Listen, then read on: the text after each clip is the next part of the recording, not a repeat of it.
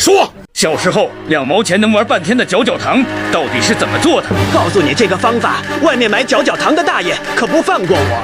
谁有你呀？我说，现在1小根都敢卖8块钱，咱们别花这个冤枉钱。1瓶饮料就能实现搅搅糖自由，锅里倒1格橙汁，再加4格白糖，开中火不停搅拌，熬到颜色变深，稍微有点粘稠就关火，放凉一会儿，小时候最爱吃的搅搅糖就做好了。